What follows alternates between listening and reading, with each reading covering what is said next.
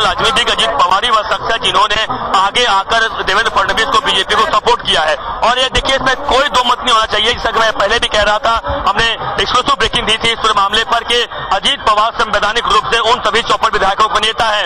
शरद पवार एक बार, पहली बार जब उन्होंने मीटिंग बुलाई थी उस वक्त नेता थे, पार्टी के तौर पर अभी भी है, लेकिन संवैधानिक तौर पर अगर विधानसभा में कोई अगर उन विधायकों का नेता है तो वह सिर्फ और सिर्फ अजीत पवार है। इसलिए अजीत पवार के नाम का गुणगान करना स्वाभाविक है। और इसलिए देवेंद्र फडणवीस साफ साफ शब्दों में कहा है कि सभी एनसीपी के विधायकों के साथ, उन्होंने पर्टिकुलर इस वर्ड का यूज किया है कि सभी एनसीपी के विधायकों के साथ, यानी साफ संकेत है, साफ मतलब है जो मैं लगातार बता रहा था कि एनसीपी के सभी विधायकों के साथ अजीत पवार आए हैं।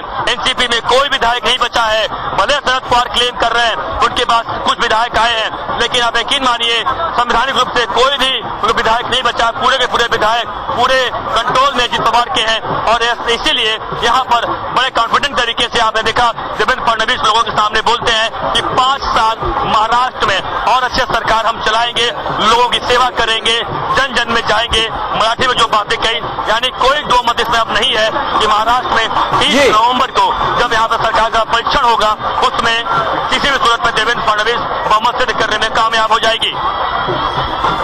अभिषेक, हम लगातार देख पा रहे हैं वहां पर कितना जोश है। ठीक पीछे यहाँ पर जो जहां पर आप इस वक्त मौजूद हैं, शहजाद पूनावाला भी हमारे साथ इस वक्त राजनीतिक विश्लेषक के तौर पर जुड़े हुए हैं। शहजाद, जो कुछ भी हो रहा है इस वक्त मुंबई में और जो कुछ भी दिखाई पड़ रहा है जो मुंबई की सत्ता, महाराष्ट्र की सत्ता को लेकर, उसके पीछे इस वक्त फडणवीस साहब का यह कहना है कि अजीत पवार के समर्थन से मजबूत सरकार चलाएंगे। एनसीपी से बचे हैं लेकिन मजबूत सरकार चलाने की बात कही है। बिल्कुल, क्रिकेट और राजनीति में जब तक आखिरी बॉल नहीं बॉल करते हैं तब तक सारी चीजें जो है कुछ डिसाइडेड नहीं होती। और मुझे लगता है कि महाराष्ट्र की राजनीति में भी कुछ ऐसा ही हुआ है कि आखिरकार जो लग रहा था मैच जो है कहीं ना कहीं कांग्रेस, एनसीपी, शिवसेना के पाले में है, पर आखिरी बॉल पर देवेंद्र फडणवीस ने 6 मारा है और देवेंद्र फडणवीस साबित हुए खिलाड़ी और उद्धव ठाकरे और सोनिया गांधी उनके लेट लतीफी के चलते साबित हुए अनाड़ी। आज कुल मिलाकर यही निकल के आया है और मेरे साथ कई सारे मेहमान भी है जिनके साथ हम इस चर्चा को आगे ले जा सकते हैं। मेरे साथ गुंजा कपूर है स्टूडियो में, संजीव कौशिक है कांग्रेस पार्टी से, समर्थक है वो कांग्रेस पार्टी के। उनसे पूछ रहे थे, कांग्रेस पार्टी की लेट लतीफी में ही पूरा खेल बिगड़ गया ना आज? नहीं, आप इसे लेट लतीफी अपने हिसाब से कह सकते हैं, लेकिन मेरा मानना यह है कि दो अलग अलग विचारधारा के जो पार्टियों की बात होती है तो एक कॉमन मिनिमम प्रोग्राम बनाने की बात होती है और फिर आगे बढ़ने की बात होती है। ये बात अलग है कि रात के अंधेरे में इस तरह से ऐसी क्या मजबूरी हो गई कि रात में डिसीजन लिया जाता है, 5:45 बजे सुबह में राष्ट्रपति शासन। एक सेकंड, रात के अंधेरे में नहीं, मैं आपको पूरा बता सकता हूँ। एक सेकंड, आप इंडिया न्यूज शायद देख नहीं रहे थे, अगर आप देखते तो आपको बताया जाता कि सुबह 8:05 को मैं क्या कह रहा हूँ, रात का अंधेरा होता है 8:05। किसके बारे में बात कर रहा हूं मैं? गुंजा कपूर राजनीतिक विश्लेषक गुंजा कपूर, बात है ये क्या ये अंगूर, अभी देखिए अंगूर खट्टे हैं, गवर्नर पर सवाल, व्यवस्था पर सवाल। हमें तो चिंता महाराष्ट्र की जनता की है कि जिसे आप जेल में ठूसने बगल में आप बिल्कुल उस व्यक्ति की तरह पेश आ रहे हो जिसको अब क्या करेंगे वो पवार साहब को अब जेल भेजेंगे या नहीं भेजेंगे ये बताएं। अब तो सवाल पवार साहब को जेल भेजेंगे नहीं भेजेंगे? आप भी तो अजीत पवार के साथ आप भी सरकार बना रहे थे ना, आप भी तो अजीत पवार के साथ ही सरकार बना रहे थे ना। संजीव कौशिक, क्या ऐसा हो गया है कि आप लोग 12 दिन तक आप लोग लटकते रहे, लेट लतीफी करते रहे? 11 तारीख को आप लोगों की, 10 तारीख को राज्यपाल ने शिवसेना को न्योता दिया, 11 तारीख से आप लोगों की बातचीत चल रही थी, आज 23 तारीख हो गए, आप लोग कोई बात तय नहीं कर पाए और 12 घंटों में, सिर्फ 12 घंटों में बीजेपी ने गेम बदल दिया। रोहित चहल है मेरे साथ संजय द्विवेदी है शिवसेना से, मेरे साथ तौसीफ अहमद खान है राजनीतिक विश्लेषक, संजीव कौशिक है और गुंजा कपूर है स्टूडियो में। रोहित चहल, देवेंद्र फडणवीस खिलाड़ी और उद्धव ठाकरे, सोनिया गांधी अनाड़ी। महाराष्ट्र में देवेंद्र फडणवीस का मास्टर स्ट्रोक। मुझे लगता है कि जी देखिए, मुझे लगता है मास्टर स्ट्रोक और जिस तरीके जनता ने जो मत दिया था, जो आशीर्वाद दिया था, वो भारतीय जनता पार्टी और शिवसेना को दिया था। लेकिन शिवसेना ने जिस तरीके से छल किया और जिस तरीके से सत्ता के मोह में दूसरे विचारधारा के साथ चाहे खड़े होने के, और मुझे सबसे हैरानी चीज कांग्रेस पार्टी के ऊपर है। कांग्रेस पार्टी और जो प्रेस कॉन्फ्रेंस करके सुरजेवाला जी को जब कह सुन रहा था तो कह रहे थे लोकतंत्र की हत्या। अरे लोकतंत्र की हत्या तो जो हुई थी वो 25 जून 1975 में जब इमरजेंसी लागू हुई थी देश के अंदर, तब हुई थी जब गला घोटा गया था लोकतंत्र का, जब 21 महीने तक देश के अंदर इमरजेंसी लगा के रखी गई थी। मेरे सवाल है कि कितने हजार लोगों को उस समय जेलों में ठूसा गया, कितने हजार लोग लापता है, कितने हजार लोगों मुख्यमंत्री की शपथ जिस तरीके से प्रताड़ना दी गई, ये आज देश को बताए। मुझे लगता है आज देश के अंदर इमरजेंसी थोपने वाले, देश के काला जाय करने वाले, देश के चेहरे पर देश को पूरा बदनाम करने वाले पूरी दुनिया के अंदर, पूरे देश लोकतंत्र के ऊपर धब्बा लगाने वाले लोग, कांग्रेस पार्टी आज लोकतंत्री दुहाई दे रही है। इससे ज्यादा शर्मनाक क्या बात हो सकती है? पहले अपने गिरेबान में झांक लेते अगर सुरजेवाला जी, तो शायद वो बोल नहीं पाते। ठीक है, मुझे लगता है जो इनका चाल चरित्र चेहरा है वो देश ने देखा है। सबसे महत्वपूर्ण बात है, पूरे ठग बंधन की मैं बात करूं तो नेता कौन था इनका अब तक पता नहीं लग रहा था। नीति ठीक है, वो मुद्दे पे आते हैं। तौसीफ अहमद खान, अभिषेक मनु सिंघवी का ट्वीट है, हमारी जो निगोशिएशंस चल रही थी तीनों पार्टियों की, वो 3 दिन से ज्यादा नहीं चलनी चाहिए थी, बहुत देर हो गई। जब अभिषेक मनु सिंघवी खुद मान रहे हैं तो रणदीप सुरजेवाला गवर्नर के सिर पर ठीकरा क्यों फोड़ रहे हैं? मतलब आप लेट लतीफी करते हो, आप जागते नहीं हो 14 दिन और फिर गवर्नर पर दोष।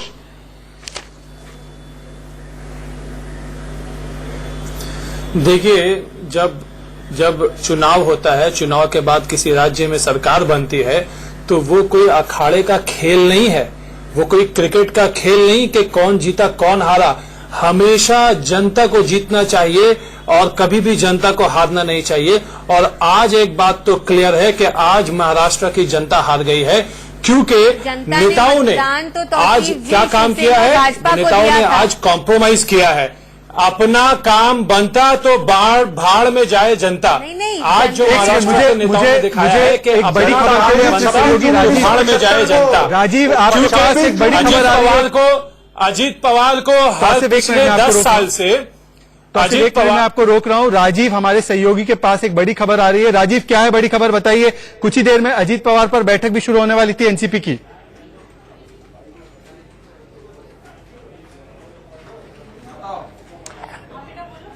यह शहजाद, और सबसे ये बड़ी खबर जो निकल कर आ रही है, थोड़ी देर में एनसीपी बैठक करने वाली है अपने तमाम विधायकों के साथ, तमाम नेताओं के साथ, लेकिन वहां पर नेता पहुंचे नहीं है। सवाल ये उठता है कि वो कोरम कैसे पूरा होगा, आखिर क्या फैसला लिया जाएगा। जो हालात इस वक्त महाराष्ट्र में बनते हुए दिखाई पड़ रहे हैं, शरद पवार की तरफ से यह कहा जा रहा था कि उनकी इसमें रजामंदी नहीं थी, उन्हें पता नहीं था। अजीत पवार का समर्थन की बात करते हैं फडणवीस, और यहाँ पर एनसीपी की बैठक है जो हम बता रहे हैं। थोड़ी देर में एनसीपी की बैठक है, लोग पहुंचे नहीं है, फैसला कैसे होगा, बातें कैसी होंगी, तमाम चीजें। उत्तर प्रदेश की राजनीति भी हमने कुछ दिन पहले देखी थी समाजवादी पार्टी के दौरान, लेकिन हालात कमोबेश वैसे ही बनते इस वक्त महाराष्ट्र में देख रहे हैं। एनसीपी बैठक की बात कह रही है, एनसीपी एक्शन की बात कह रही है, नेता पहुंच नहीं रहे हैं, कब पहुंचेंगे।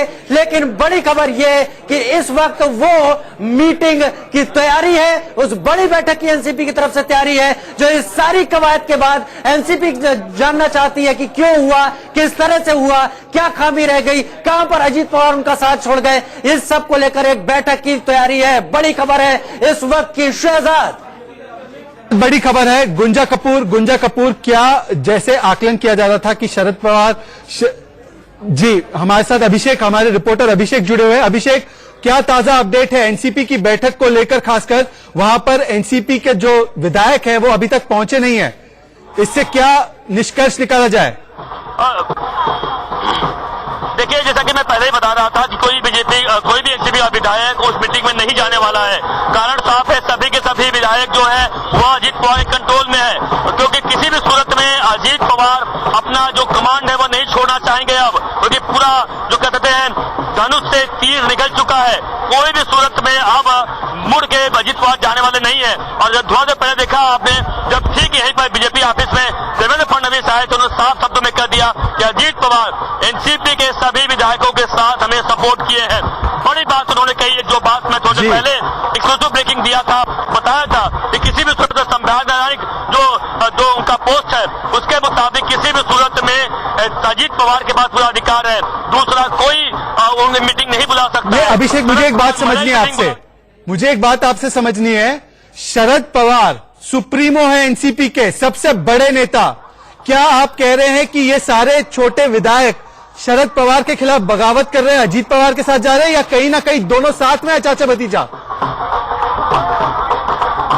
नहीं, बिल्कुल। देखिए, बिल्कुल सही कहा आपने। देखिए इसमें साफ है कि शरद पवार से बगावत कर रहे हैं। शरद पवार को देखिए संवैधानिक अगर बात करें कि अगर एक पार्टी का जो अध्यक्ष होता है जब विधायक चुन कर आते हैं पहली बार और मीटिंग बुला सकता है, लेकिन उसके बाद मीटिंग बुलाने के बाद अगर ग्रुप लीडर चुन लिया जाता है, यानी विधायक दल का नेता जो चुन लिया जाता है, पूरा अधिकार उसको होता है मीटिंग कब बुलाना है कब नहीं बुलाना है, विधायकों को कहाँ रखना है कहाँ नहीं रखना है। हमारे संवाददाता राजीव के पास कुछ ताजा तस्वीरें आ रही है। राजीव, क्या है तस्वीरें, बताइए क्या ताजा अपडेट है? शहजाद, एक तस्वीरें तो इस वक्त हम देख रहे हैं मुंबई महाराष्ट्र से, जो कि बीजेपी दफ्तर के बाहर से आ रही हैं, लेकिन जो तस्वीरें हम अब दिखा रहे हैं स्क्रीन पर, ये मां बगलामुखी की पूजा है। मां बगलामुखी की आराधना है जो राज सत्ता की देवी मानी जाती है। और अक्सर देखते हैं कि जो नेता हैं वो अक्सर अपने विघ्नों को दूर करने के लिए ईश्वर की शरण में पहुंचते हैं। नलखेड़ा में ये बगलामुखी की पूजा हुई, देर रात कल हुई, करीब 1 बजे का वक्त था, परिवार के लोगों के साथ की गई। और कहा जाता है कि जो तंत्र मंत्र में यकीन रखते हैं, तांत्रिक प्रक्रियाओं का पालन करते हैं, वो मां बगलामुखी की पूजा इसलिए करते हैं कि उनके विघ्न दूर हो, उनके सामने आने वाली तमाम ऐसी बाधाएं जिनका कोई तर्क न साबित हो पा रहा हो वो दूर हो जाए। और अक्सर हम बड़े तांत्रिक केंद्रों पर मां बगलामुखी की आराधना होते हुए देखते हैं। तो राज सत्ता की देवी हैं, तमाम विघ्नों को दूर करती हैं। और ये कोइंसिडेंस ही है कि कई बाधाएं जिनका कोई तर्क न साबित हो पा रहा हो वो दूर हो जाए। और अक्सर हम बड़े तांत्रिक केंद्रों पर मां बगलामुखी की आराधना होते हुए देखते हैं। तो राज सत्ता की देवी हैं, तमाम विघ्नों को दूर करती हैं। और ये कोइंसिडेंस ही है कि कल रात 1 बजे नलखेड़ा में पूजा होती है, जिसकी तस्वीरें टीवी स्क्रीन पर चल रही हैं। और आज सुबह अचानक एक अप्रत्याशित घटनाक्रम के रूप में यहाँ पर मुख्यमंत्री देवेंद्र फडणवीस मुख्यमंत्री पद की शपथ ले लेते हैं, जिसके बाद ये तमाम बावेला मचा हुआ है। एनसीपी बैठक की बात कह रही है, नेता पहुंच नहीं रहे, अजीत पवार के साथ तमाम विधायक चले जाते हैं, वो विधायक कहाँ हैं और कितने विधायक और आ सकते हैं। तो ये तमाम चीजें और ये पूजा अर्चना, हालांकि हम इस पर कोई जोर नहीं सर रखना चाहते, लेकिन ये भी तस्वीर का एक पहलू है जो कि नलखेड़ा में हुआ, बहुत गुपचुप तरीके से हुआ। और इस पूजा को परफॉर्म करने के बाद, पूरा करने के बाद आज सुबह के दृश्य फडणवीस साहब के लिए कुछ अलग ही नजर आए। वो तस्वीरें हम आपको दिखा रहे हैं जो नितांत निजी है। और नारायण राणे से बात की प्रीति सोमपुरा ने, सीधे चलते हैं और ये पता करते हैं नारायण राणे ने क्या कहा। पिछले कई दिनों से महाराष्ट्र की राजनीति में चल रहा था कि कांग्रेस, एनसीपी और शिवसेना की सरकार बनेगी। पिछले कई दिनों से महाराष्ट्र की राजनीति में चल रहा था कि कांग्रेस, एनसीपी और शिवसेना की सरकार बनेगी। और इसी बीच में सबसे पहले बाजी मार दी एक बार फिर से बीजेपी ने। हम इससे बारे में बात करते हैं कि महाराष्ट्र के दिग्गज नेता और पूर्व मुख्यमंत्री नारायण राणे जी से। राणे जी, किस तरह से हुआ ये मास्टर स्ट्रोक? नहीं, मास्टर स्ट्रोक हुआ है ये तो दिखाई दे रहे हैं। महाराष्ट्र के मुख्यमंत्री फिर एक बार आदरणीय देवेंद्र जी फडणवीस और उप मुख्यमंत्री अजीत पवार हुए हैं। मैं समझता हूं पिछले 1 महीनों से जो बाकिया पार्टी जैसे शिवसेना है, कांग्रेस, राष्ट्रवादी मीटिंगा कर रहे हैं, बैठक कर रहे हैं और सरकार बनने की कोशिश कर रहे हैं, मगर अब तक कुछ हुआ नहीं है। चुनाव के पहले भाजपा और शिवसेना अलायंस हुआ, युति हुआ, और चुन के आने के बाद युति का धर्म होता है, जिनके साथ अलायंस किया है, युति किया है, उनके साथ सरकार बनाना। मगर शिवसेना ने इस युति का जो पवित्र है वो संभाला नहीं है, उल्टा राष्ट्रवादी कांग्रेस के साथ युति बनाने की कोशिश की। उसके लिए उन्होंने अपनी आइडियोलॉजी भी छोड़ी। उसने जो महाशिव आघाड़ी तैयार हुई थी उसमें का शिव भी निकाल डाला। आइडियोलॉजी में हिंदू धर्म के लिए शिवसेना पार्टी, वो भी हिंदू धर्म का उच्चार करने का हम लोग बंद करेंगे, निकाल डालेंगे, ये भी उन्होंने आघाड़ी के सामने माना है। तो मैं समझता हूं सत्ता के लिए शिवसेना कुछ भी करने के लिए निकली, और इसलिए जो आज हुआ है वो महाराष्ट्र के हित में हुआ है।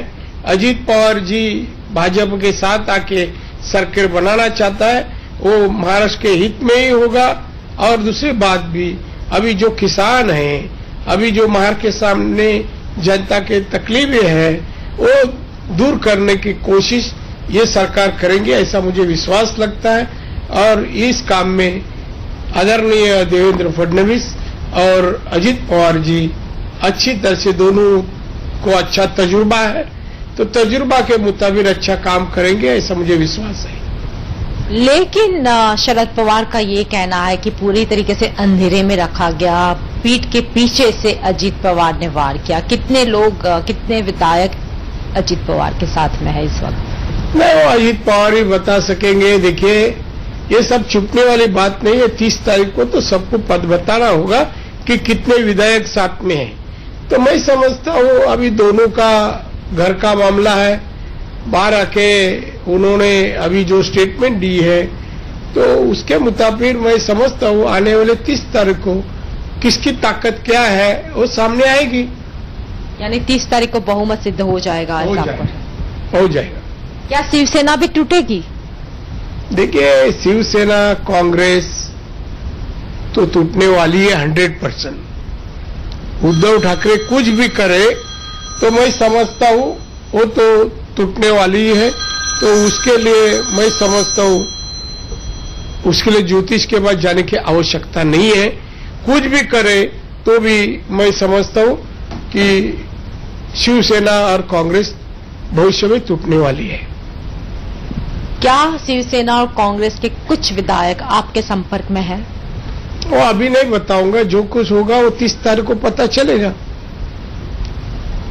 यानी आपको इसके पहले मैं कहा था बीजेपी ही सरकार बनाएगी, सच हो गया ना। वैसा हमारी ताकत क्या है, भाजपा की ताकत क्या है, वो सामने आ जाएंगे 30 तारीख को। लेकिन ये भी कहा जा रहा है कि शिवसेना और कांग्रेस से कुछ लोगों को फोड़ने का, क्योंकि आपके भी बहुत सारे लोग हैं, आप भी उस दोनों पार्टी में रह चुके हैं, आपको जिम्मा दिया गया है।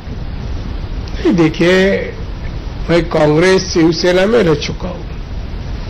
उसमें अभी चुनाव के बाद शिवसेना विधायक को होटल में रखती, अबेरा में रखा, लीलावती के अपना वो रंग शारदा में रखा, अंधेरे में, मड में रखा, 3-4 तो होटल उनकी हो गई। एक खुद के एमएलए पर विश्वास नहीं उनका, और सरकार बनाने जा रहे। मुख्यमंत्री 4-4 जन का, नेता जन का नाम दिया, आखिर में विधायक को बोला अभी उद्धव ठाकरे का नाम लो। तो इस खुद ही करते हैं, 4 जन का नाम खुद ही देता है।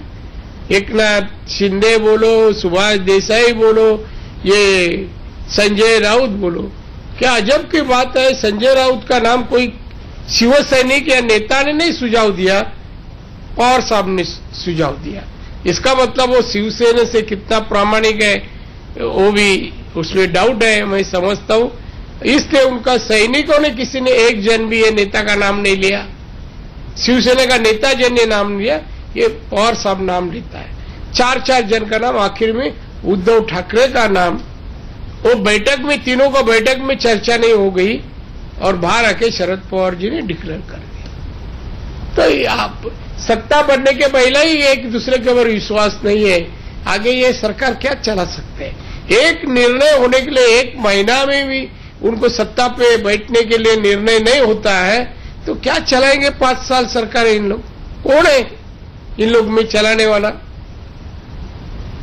लेकिन अभी जो सत्ता का जो समीकरण बना है अजित पवार और बीजेपी के बीच में, क्या ये संभव है कि पार्टी का विलय हो जाए एनसीपी का बीजेपी में, जिस तरीके से गोवा में बाकी पार्टियों का किया है 2/3 मेजोरिटी के साथ में? आज तो मुझे ऐसा नहीं लग रहा है।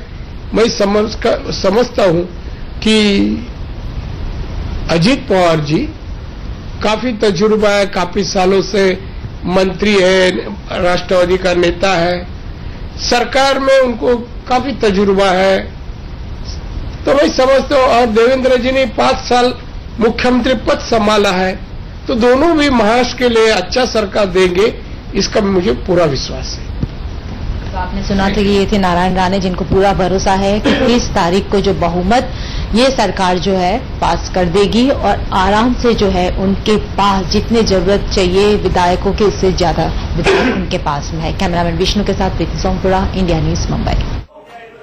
महाराष्ट्र की राजनीति में वजन रखने वाले नारायण राणे की बात को शायद शिवसेना, कांग्रेस और एनसीपी ढंग से समझ ही नहीं पाया। इसलिए बड़ी खबर जो कि नारायण राणे ने कहा कि कांग्रेस और शिवसेना 100% टूटने वाले हैं। साफ साफ इस बात को सामने रखा नारायण राणे ने। और नारायण राणे जो पर्दे के पीछे तमाम काम करते रहे, जो चीजों को समझते रहे, जो महाराष्ट्र की राजनीति को बेहतर तरीके से देखते रहे, इस पूरे खेल को लेकर उनका सीधे कहना है कि अब स्थिति ऐसी है नहीं कि कांग्रेस और शिवसेना अपना वजूद बचा पाए। अजीत पवार की उन्होंने बात की, उन्होंने समर्थन की बात की।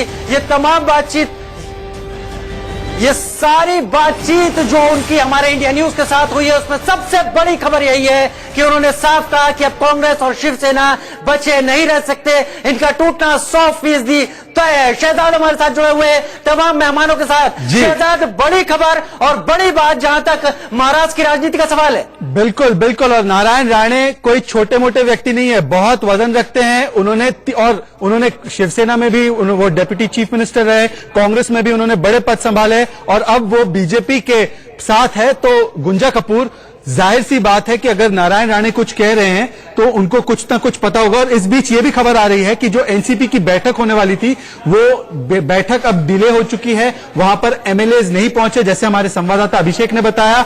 और एनसीपी कोशिश कर रही है लगातार अजीत पवार से संपर्क करने की। क्या सारे एमएलएज अजीत पवार के साथ है? क्या एनसीपी पार्टी टूट चुकी है, जैसे नारायण राणे बता रहे हैं? गुंजा कपूर। हाँ, देखिए, पहले मैं आपसे पूरा समर्थन रखती हूँ कि नारायण राणे को हमें हल्के में नहीं लेना चाहिए। बहुत अनुभव है उनके पास और जिस तरीके से उद्धव ठाकरे का रवैया रहा है, जिस तरीके से उन्होंने पार्टी की मूल विचारधारा को ताक पर रखा, तो ये तो जाहिर सी बात है और ये तो हम सबके समझने की बात है कि शिवसेना में फूट पड़नी ही पड़नी थी। लेकिन जहां तक एनसीपी में कोई नहीं पहुंचा, ये बहुत इंटरेस्टिंग चीज है, क्योंकि अब तक शरद पवार जी कह रहे थे कि उनको ये सब कुछ पता नहीं था, लेकिन उन्होंने प्रेस कॉन्फ्रेंस में कहीं पर भी भाजपा के ऊपर कोई आरोप नहीं लगाया। उन्होंने अजीत पवार को फटकार लगाई। आप कह रही हैं कि जैसे उत्तर प्रदेश में वहां पर भी हमने देखा कि किस तरीके से बेटे और बाप के बीच में लड़ाई हुई और फिर एक हो गए। तो आप कह रहे हैं तौसीफ अहमद खान क्या आगे जाकर चाचा भतीजा एक हो जाएंगे? क्या यही है सबसे बड़ी खबर कि शरद पवार दरअसल एक बात कह रहे हैं, देखिए, पर असलियत कुछ और है? नहीं, देखिए, अब तक जो हुआ है इससे तो यही बात साबित होता है कि आगे चल के चाचा भतीजा एक हो जाएंगे या अलग रहेंगे, इसके बारे में अभी कोई कह नहीं सकता, क्योंकि आइडियोलॉजी के बेसिस पे जो पॉलिटिक्स होती थी, अब वो आइडियोलॉजी रही नहीं। सर, आप इन्हीं पर भरोसा करके सरकार बना रहे थे ना एनसीपी पे पूरे चुनाव में कि ये करप्ट है।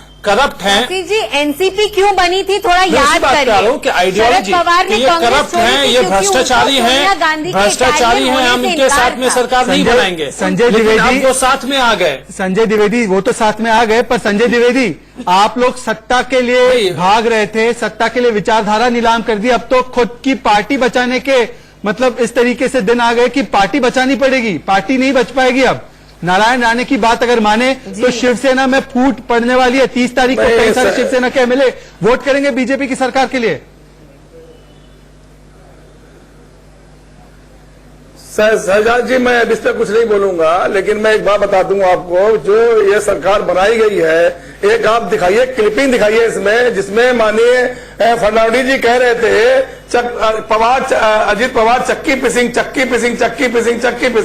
वो वीडियो दिखाइए जरा। मैं आपको सुनाऊं, बाल ठाकरे और आदित्य ठाकरे, उद्धव ठाकरे कांग्रेस के बारे में क्या कहते थे? मैं संवैधानिक मैं बधाई दे रहा हूँ कि संविधान तोड़ के जिस तरह सरकार बनाई गई है भारतीय जनता पार्टी, संविधान नहीं तोड़ा गया है, संविधान नहीं तोड़ा गया है, कायम कर दिया। आप कुछ भी आरोप लगाइए, संविधान के ऊपर तोड़फोड़ वाली सरकार बनाएंगे आप? संवैधानिक ढांचा तोड़ के सरकार बनाई गई है, फिर से जाना है, उससे पहले रोहित चैल की सरकार बनाई गई है। अरे अगर तुम्हारे पास विधायक का समर्थन था तो बढ़िया दोपहर में लेते, शाम को लेते आप शपथ। इतनी जल्दी शपथ लेने की क्या थी? रोहित चैल 30 तारीख तारीख को संजय जी, एक सेकेंड। 30 वो तारीख को संवैधानिक दायरे के अंदर समर्थन जी सिद्ध करना जी। है पटल पे।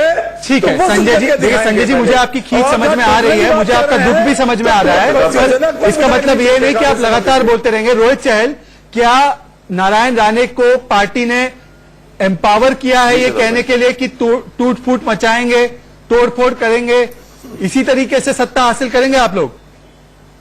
पहले एनसीपी को तोड़ा, आप कांग्रेस और शिवसेना भी तोड़ेंगे क्या? शहजाद भाई, देखिए, पहली बात तो सरकार जो बनी है और जो बन रही है वो संवैधानिक दायरे के अंदर सरकार बन रही है। दूसरी बात, मुझे जहां तक बात थी कि टूटने की, तो शिवसेना का टूटना इसलिए भी मुझे लगता है होने वाला है क्योंकि शिवसेना जो थी हिंदुत्व के मुद्दे से टकमगाए, हिंदुत्व का मुद्दा उन्होंने छोड़ दिया। राम मंदिर के मुद्दे पर भी उन्होंने क्या कहते साइड लाइन हो गए। उसके बाद 370 को भी उन्होंने छोड़ दिया। उसके बाद ट्रिपल तलाक की बात आई तो उसको भी छोड़ दिया। वीर सावरकर जी को भारत रत्न देने की बात आई तो उसको भी साथ भी कॉम्प्रोमाइज कर दिया। तो मुझे लगता है जो उनका मूल था, उस मूल से जो भटक गए शिवसेना, तो शिवसेना के अंदर शिवसेना लोग उनके खिलाफ उनके पास जो नेतृत्व है, और नेतृत्व ने जो सैनिकों के सिर्फ सत्ता के जो बाला साहेब ठाकरे जी ने जो शिवसेना बनाई थी, और अगर बाला साहेब ठाकरे जी की बात याद हो, शिवसेना को ठाकरे जी याद कर ले, तो उन्होंने खुद कहा था, रिकॉर्डिंग है, वीडियो रिकॉर्डिंग है, उन्होंने कहा था कि जिसकी सीटें ज्यादा होंगी वो मुख्यमंत्री बनेगा। उस समय कहा था, वो सारी पुरानी बातें। अभिषेक से ताजा अपडेट लेते हैं। अभिषेक, लालच के अंदर उनके बेटे ने अपने जो विचार ठीक है, मैं आ रहा हूं, मैं लौट कर आ रहा हूँ चर्चा के पास, मैं चर्चा पर लौट कर आ रहा हूँ। मुझे एक अपडेट लेने दीजिए, एक मिनट, मुझे एक अपडेट लेना है। अभिषेक, एनसीपी की बैठक जो अभी तक शुरू शायद नहीं हुई है, क्या वो अभी भी अजीत पवार का इंतजार कर रहे हैं? मैं चर्चा पर लौट कर आ रहा हूँ, मुझे एक अपडेट लेने दीजिए, एक मिनट, मुझे एक अपडेट लेना है। अभिषेक, एनसीपी की बैठक जो अभी तक शुरू शायद नहीं हुई है, क्या वो अभी भी अजीत पवार का इंतजार कर रहे हैं? वहां पे कितने एमएलए पहुंचे हैं? और मुझे यह बताया गया सूत्रों के द्वारा, आप इसकी पुष्टि कर सकते हैं कि उद्धव ठाकरे और कांग्रेस दोनों ही शरद पवार से थोड़े से नाराज थे। क्या उनको लगता है शरद पवार कहीं ना कहीं डबल गेम खेल रहे हैं? देखिए बात का तो देखिए, कांग्रेस की बात बिल्कुल कह सकता हूं कि कांग्रेस बिल्कुल शरद पवार पर भरोसा नहीं कर रही थी, और यही वजह है कि कांग्रेस पूरी तरीके से अपने पत्ते नहीं खोली थी। और आज आपने खुले तौर पर देखा कि जब तीनों पार्टियां ज्वाइंट प्रेस कॉन्फ्रेंस कर रही थी, उस दौरान कांग्रेस अपने आप को उस प्रेस कॉन्फ्रेंस में पहुंचती है, लेकिन प्रेस कॉन्फ्रेंस शुरू होने के ठीक कुछ मिनट पहले ही सभी नेता बाहर निकल जाते हैं कहकर कि सेल्फी की मीटिंग है, हम मौजूद नहीं होंगे। बिल्कुल वह शरद पवार से नाराज थे और शरद पवार से नाराज हैं, बल्कि भरोसा ही नहीं था उनके ऊपर कि कहीं न कहीं उन्होंने शरद पवार ने धोखा दिया है, ऐसा उन्हें लग रहा था। यही वजह है कि वह साफ तौर पर बाहर निकल गए। अभिषेक, नारायण राणे का जो स्टेटमेंट इंडिया न्यूज को एक्सक्लूसिवली मिला है, उनका इंटरव्यू प्रीति के तरफ से, कि वो सोचते हैं कि 100% शिवसेना और कांग्रेस में टूट होगी, तो क्या बीजेपी का आकलन है? 170 गिरीश महाजन ने कहा था कि 30 तारीख को 170 विधायक सपोर्ट कर सकते हैं। आप वहां पे हैं, क्या लग रहा है बीजेपी को कितने एमएलए सपोर्ट करेंगे? देखिए एक बता दूं आपको कि देखिए नारायण राणे की बात में दम बिल्कुल है कि वह सब टूट सकते हैं, लेकिन जरूरत मुझे जहां तक मैं बताऊं आपको कि जरूरत पड़ेगी ही नहीं किसी को टूटने की। कारण साफ है कि 54 विधायक एनसीपी के हैं जो अजीत पवार कंट्रोल में है, और 120 के आसपास ऑलरेडी बीजेपी के पास है, तो इसका संख्या हो जाता है 70 के आसपास, बिल्कुल हो जाता है। 170 नहीं बल्कि 175 के आसपास चला जाएगा, तो जरूरत ही नहीं पड़ेगा कि और सरकार बनाने के लिए चाहिए कितना, आपको सिर्फ 145 चाहिए, तो इसलिए जरूरत ही नहीं पड़ेगा कि कोई शिवसेना से या कांग्रेस टूटकर बीजेपी में आए, क्योंकि सच बता दूं आपको कि एनसीपी के पास इस वक्त अजीत पवार के अलावा कोई और ऐसा नहीं है कि जो उन विधायकों को मना सके या वापस ला सके। शरद पवार के पास संवैधानिक रूप से कोई अधिकार नहीं है कि उन विधायकों को बुलाकर अलग से कुछ रूल पास कर सके। यह साफ हो चुका है कि पूरे के पूरे विधायक कंट्रोल में अजीत पवार की इस वक्त है। अजीत पवार जो चाहेंगे वह होगा, और अजीत पवार जो चाह रहे थे वह हो चुका है। महाराष्ट्र के डीसीएम बन चुके हैं, और 30 नवंबर को महाराष्ट्र में जब बहुमत सिद्ध करने की बारी आएगी, बहुमत आराम से सिद्ध हो जाएगा। जरूरत ही नहीं पड़ेगी किसी, चाहे कांग्रेस का हो या शिवसेना को। बिल्कुल सच अभिषेक कह रहे हैं कि सारे के सारे एनसीपी एमएलए सपोर्ट करेंगे बीजेपी की सरकार को और जरूरत ही नहीं पड़ेगी, पर कांग्रेस के नेताओं को अपने एमएलए पे भरोसा नहीं है। वो उनको मध्य प्रदेश शिफ्ट कर रहे हैं, जयपुर शिफ्ट कर रहे हैं। तो आप कहीं ना कहीं एक संजीव कौशिक, नारायण राणे की बात सच है ना? नारायण राणे की बात सच है कि कांग्रेस में टूट पड़ने वाली है। अरे साहब वही तो मैं कह रहा हूँ कि राजनीतिक भेड़िए जब बोरों में नोट भर के दौड़ेंगे तो फिर अपने तो आपके नेता बिकाऊ है, गुर्जा कपूर कांग्रेस के नेता बिकाऊ है, तो पैसा लेकर जाएगा तो वो सेल पर आ जाते हैं। यही तो इन्होंने तो आपने यदि अजीत पवार को अपने खेमे में किया है, क्या नहीं डर दिखाया पहले ये आपका शो जो इन्होंने पूरा भारत देखता है, सीबीआई का डर उस पे आज दिखाया। कांग्रेस के समर्थन ने बहुत बड़ा खुलासा कर दिया है कि भाई हमारे नेताओं का विश्वास अपने नेतृत्व करता क्या जितनी मुझे लगा रोहित चहल, तौसीफ, मुझे लगा कि कांग्रेस के नेता बोलेंगे कि आकर दिखाइए हमारे नेता इतने कमिटेड है सोनिया गांधी को, विचारधारा को, कि वो कभी नहीं बिकेंगे। ये कह रहे हैं संजीव कौशिक टिकाऊ नहीं, बिकाऊ है मेरे नेता। रोहित चहल वो कह रहे मेरे नेता बिकाऊ है, टिकाऊ नहीं। आप ये बताइए उनके साथ ना जनता खड़ी है ना भ्रष्टाचार के आरोपी को डर दिखा के अपने पाले में किया है। ये आपके विधायकों की बात है, पहले अपने विधायकों जनता को ठगा हो, ठीक है, संजीव कौशिक जनता उनके साथ खड़ी है ना उनके नेता उनके साथ खड़े हैं। मुझे लगता है सबसे बड़ी बात आज आपने देख ली है एनसीपी के साथ जिस तरीके से बात वहां पर आई, तो देखिए मुझे लगता है एनसीपी का जहां तक कांग्रेस पार्टी और एनसीपी और सब लोग अलग अलग प्रेस कॉन्फ्रेंस कर रहे थे, तो यही समझ में आ रहा था कि अपने आप जो अरे आप उनके साथ चुनाव कर रहे थे, सरकार बनाने की बात कर रहे थे। आप सवाल का जवाब दीजिए। आप सामने निकल के आ गया पिछली सरकार जो इन्होंने उत्तर प्रदेश में बनाई थी, जो उत्तर प्रदेश में ठगबंधन की बात करी थी, या दिल्ली में जो अरविंद केजरीवाल को इन्होंने समर्थन दिया था, या फिर कर्नाटका की बात कर रहे हैं, जनता अलग अलग राज्यों की बिहार की देश ने देखा है। हरियाणा में संजीव कौशिक आज संवैधानिक दायरे के अंदर वहां पे भारतीय जनता पार्टी सरकार बना रही है, लेकिन 26 जून 1975 को क्या हुआ था, काला अध्याय जो इमरजेंसी देश के ऊपर थोपी गई थी। ठीक है रोहित, मैं आ रहा हूं आपके पास। मुझे लगता है कि राजनीति में हम लोग असली मुद्दा भूल रहे हैं। तौसीफ, आप लोग एक दिन साथ नहीं रह पाए, अपने लोगों को नहीं बचा पा रहे, आप लोग सरकार कैसे चलाते? ये इस तरीके से सरकार चलाते? आज तो मैं कहता हूं कि अच्छा हुआ कि देवेंद्र फडणवीस ने सरकार बना ली, क्योंकि आप लोग किस तरीके से चलाते, आपको एक दूसरे पर भरोसा नहीं है। कांग्रेस वाले शरद पवार पर भरोसा नहीं कर रहे।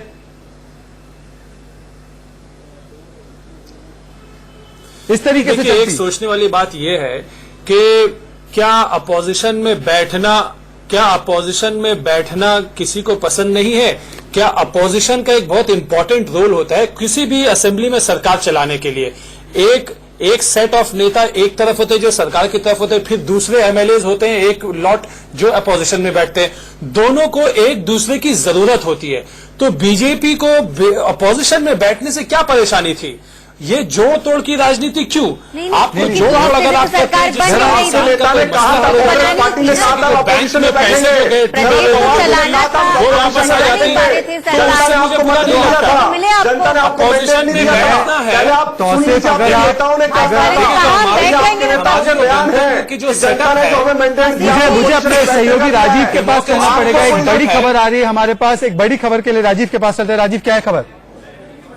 शहजाद, आपने अभी सवाल उठाया था कि आप अपने लोगों को नहीं बचा पा रहे हैं, तो बड़ी खबर इस वक्त है कि उद्धव ठाकरे होटल ललित पहुंचे विधायकों से मीटिंग करने के लिए। विधायकों से मीटिंग शुरू हो गई है, लेकिन इससे पहले सभी विधायकों के फोन जमा करा लिए गए हैं और इस बात को लेकर कि कोई बात लीक ना हो, मीटिंग में क्या हो रहा है, स्ट्रेटेजी क्या है, या फिर विधायक ही क्रॉस जो जिस तरह से स्थिति एनसीपी के साथ पैदा हुई, कहीं वो स्थिति शिवसेना के साथ ना हो जाए। नारायण राणे की धमकी हम सबने सुनी है, शिवसेना और कांग्रेस 100% टूटेंगे, लिहाजा सारे फोन जमा करा लिए गए। शहजाद, बहुत बड़ी खबर है। देखिए किस तरीके से विश्वास की कमी है अपने ही विधायकों पर। कांग्रेस अपने विधायकों को मध्य प्रदेश और राजस्थान शिफ्ट कर रही है। शिवसेना, खबर आ रही है उद्धव ठाकरे होटल ललित पहुंचे अपने विधायकों से संबोधन करने के लिए, और वो उससे पहले फोन ले लिए गए हैं। हमारे साथ शिवसेना के नेता भी है संजय द्विवेदी जी। संजय द्विवेदी जी, ये देखिए नारायण राणे की बात जो भी वो कह रहे हैं सच साबित हो रही है। कांग्रेस को भी भरोसा नहीं है, शिवसेना को भी भरोसा नहीं है। नारायण राणे इज करेक्ट, 100% टूट पड़ने वाली है। इसीलिए तो आप फोन ले रहे हैं, कहीं उनको जयपुर में रख रहे हैं, मध्य प्रदेश में रख रहे हैं। भरोसा होता तो ये सब करने की जरूरत नहीं होती ना। नहीं, मुझे शहजाद जी एक बात बताइए, जब तक गवर्नमेंट फॉर्म नहीं होती है तो किस विधायक को जो है वो सरकारी बंगला मिल जाता है? जो विधायक दूर से फोन ले लिया गया, उनका फोन, वो कहाँ रहेंगे? सर उनका फोन ले लिया गया। फोन करती है तो ये गलत नहीं है। भाई सर, आपने फोन क्यों लिया है विधायक उनसे? चुन के आए हैं और अभी कोई भी जब तक सरकार फॉर्म नहीं होती है विधायक निवास नहीं मिलता है। तो हम लोग निवास की बात नहीं चल रही है सर, मुझे कोई आपत्ति नहीं है, आप होटलों में ही मिलते रहिए उनसे। विधायकों अपने नेता में भरोसा नहीं है, उनको नेताओं पता है से कि फोन ले लिए सरकार बनने वाली नहीं है।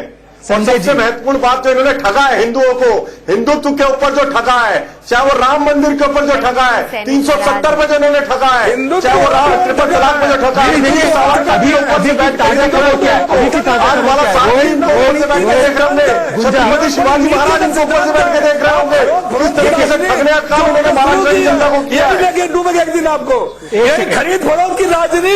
संजय द्विवेदी, सवाल आपसे क्या है, आप क्या जवाब दे रहे हैं? संजय द्विवेदी, रोहित चहल, संजय द्विवेदी, रोहित चहल और संजय द्विवेदी, देखिए शिवाजी महाराज जी के बराबर में तो कामन चाहिए आप लोगों को। हमको इसलिए समय लग रहा था कि आज जिसके लिए हमको रोहित चहल और संजय द्विवेदी, एक सेकेंड, बड़ी खबर क्या है? आपके साथ आपके नेता मंत्री खड़े हैं और जनता पार्टी के लिए मारने वाली आ रही है हमको। देखिए बड़ी खबर क्या है, बड़ी खबर क्या है? संजय द्विवेदी, बड़ी खबर यह है कि उद्धव ठाकरे अपने नेताओं से मिलने जाते हैं।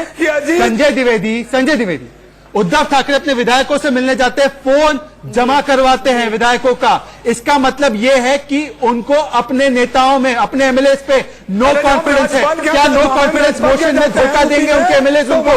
क्या ट्रस्ट वोट पर नहीं? सरकार वाला जी आपको मालूम है संजय द्विवेदी, गुंजा कपूर, क्या उनको भरोसा नहीं है कि 30 तारीख को ये एमएलए उनके साथ होंगे नहीं होंगे? और मैं उन विधायकों को नहीं गलत कहूंगी, मैं उन विधायकों को गलत नहीं कहूंगी जो कल को कहेंगे कि हम शिवसेना के साथ नहीं रह सकते, क्योंकि शिवसेना अपनी मूल विचारधारा से ऐसे यू टर्न मारी है, ऐसे अलग हुई है कि जो सैनिक शिवसेना का भगवा झंडा लेके आज तक सनातन धर्म सर्वोपरि का नारा लगाते हुए महाराष्ट्र में जाते थे, वो आज उन्हीं लोगों के साथ बैठे हुए थे जिन्होंने भगवा आतंकवाद की थ्योरी गढ़ी। संजय द्विवेदी, हिंदुत्व छोड़ना भारी पड़ रहा तो है, जायज है, हिंदुत्व छोड़ना भारी पड़ रहा है। आपके खुद के एमएलए इस पर आपको भरोसा नहीं रहा क्योंकि हिंदुत्व से धोखा करना, अब वो आपसे मुंह फेर रहे हैं। छोड़ने की बात ना करिए।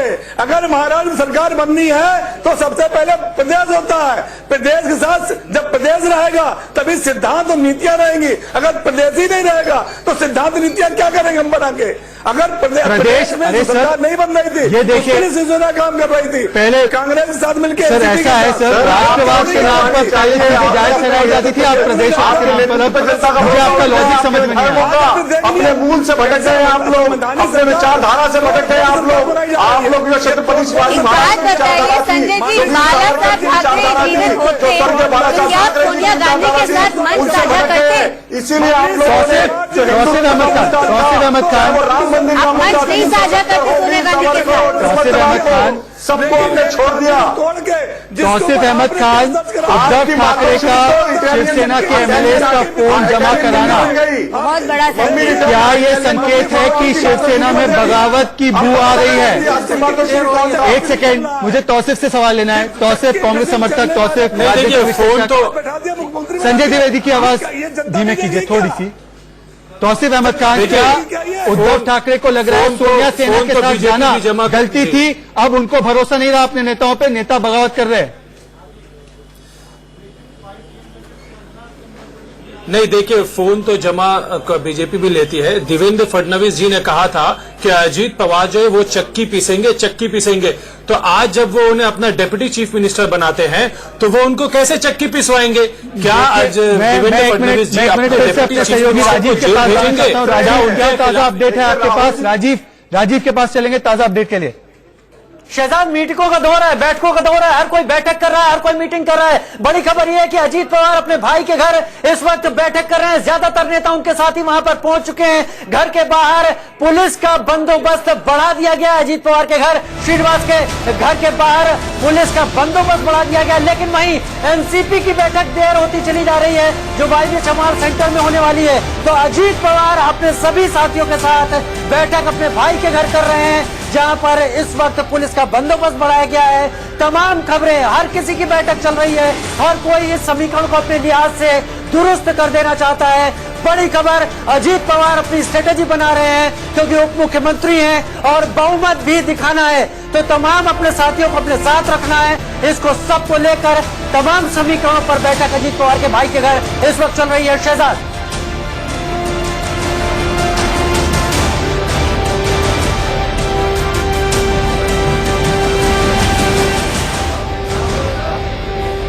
एनसीपी के वो मीटिंग डिले करनी पड़ती है, अजीत पवार से संपर्क साधने की कोशिश की जाती है और अब अजीत पवार खुद मीटिंग करते हैं और वहां पर एमएलए पहुंच रहे हैं, शरद पवार की मीटिंग में नहीं। क्या निष्कर्ष है इसका?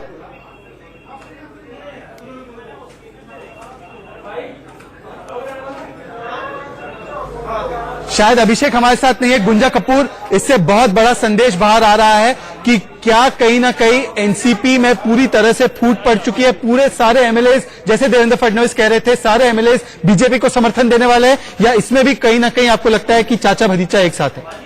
नहीं, देखिए, मैं जितना शरद पवार जी की राजनीति को समझती हूँ, मुझे नहीं लगता कि इसमें एनसीपी में कोई फूट पड़ने वाली है। बारामती एक कंसोलिडेटेड, बारामती एक है, बारामती में कोई फूट नहीं आएगी। और आप देखिए, अजीत पवार वही कर रहे हैं जो शरद पवार ने किया था यशवंत राव के साथ। 38 साल की उम्र में मुख्यमंत्री बन गए थे कांग्रेस यू को छोड़ के, जब जनता पार्टी के साथ गठबंधन किया था, तो आज वो वही कर रहे हैं। तो शरद पवार खुद नहीं आना चाहते हैं पिक्चर में, क्योंकि फॉर वेरियस रीजंस। तो पर हाँ, अजीत पवार जो कर रहे हैं उसमें शरद पवार की हामी है, ये मेरा पूरा मानना है। अभिषेक, क्या शिष्य अजीत पवार अपने गुरु शरद पवार के नक्शे कदम पर चल रहे हैं या गुरु शिष्य साथ में है? क्योंकि गुरु की मीटिंग में, मतलब शरद पवार की मीटिंग में कोई नहीं पहुंचा, अजीत पवार की अलग बैठक में एनसीपी के एमएलए पहुंचे, ऐसी खबर आ रही है मुंबई से। देखिए, अंदर खाने के अगर बताऊं आपको मैं, देखिए जब साफ एकदम इस बात पे कहीं भी दो मत नहीं होना चाहिए अब कि पूरी तरीके से शरद पवार बैकडोर से सपोर्ट किया हुआ इन्होंने, और इस पे जो हमारे सूत्र लगातार बता रहे हैं। इतना ही नहीं, अब सूत्र एनसीपी के नहीं बता रहे बल्कि बीजेपी के सूत्र इस बात पर लगातार अब क्लेम कर रहे हैं कि शरद पवार ने ही बैकडोर से हमें सपोर्ट किया है, तभी यह संभव हो पाएगा।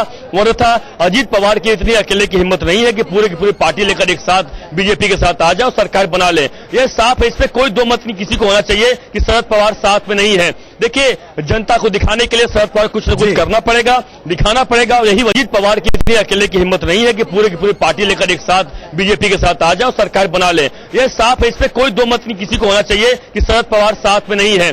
देखिए, जनता को दिखाने के लिए शरद पवार कुछ न कुछ करना पड़ेगा, दिखाना पड़ेगा, और यही वजह है कि प्रेस कॉन्फ्रेंस करके बता रहे हैं। अंदर खाने खबर यह भी देखिए आ रही है, सूत्रों की माने तो बिल्कुल शिवसेना इस बात को लेकर नाराज हुई है और वह कहीं न कहीं अब इस बात पर समझ चुकी है कि शरद पवार ने शिवसेना को फंसा दिया है। शिवसेना को शरद पवार ने फंसा दिया है, ऐसी खबर आ रही है, ऐसे लग रहा है। हमारे साथ उर्वशी, हमारी संवाददाता उर्वशी भी जुड़ चुकी है, वो इस वक्त वहीं पर है जहां पर एनसीपी की मीटिंग चल रही है। उर्वशी, क्या ताजा अपडेट है? कितने एमएलए आप जहां पर मौजूद है वहां पर उस मीटिंग के लिए पहुंचे हैं और क्या चल रहा है? एक अलग बैठक चल रही है अजीत पवार की, उसमें कितने लोग पहुंचे?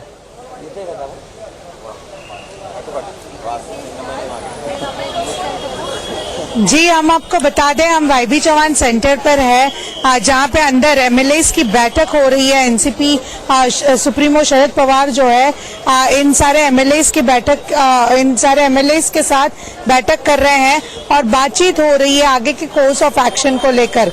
इतना ही नहीं, पर ये भी बातचीत हो रही है कि किस तरह से उन्हें जो है संभल के रहना बहुत जरूरी है, क्योंकि जिस प्रकार का एक इंसिडेंट आज मॉर्निंग में हुआ, जिस तरह से एमएलए जो कुछ वापस आया और उन्होंने एक्सप्लेन किया कि कैसे क्या सारी चीजें हुई, उसको लेकर किस तरह से कॉशियस रहे, ये भी चीजें वहां पर डिस्कस होगी।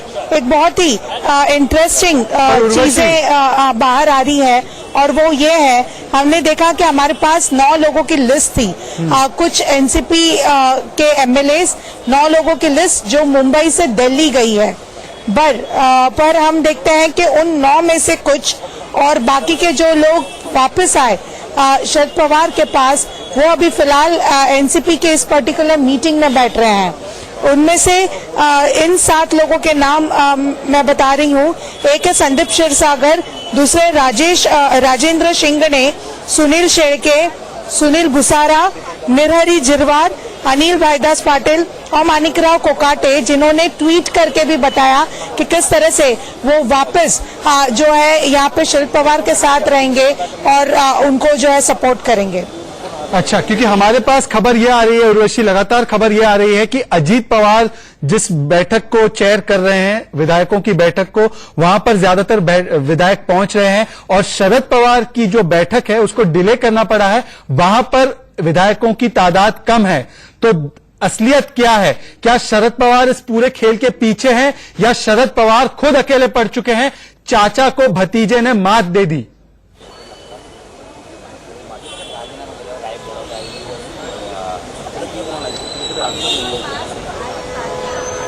जी उर्वशी, सवाल आपसे है।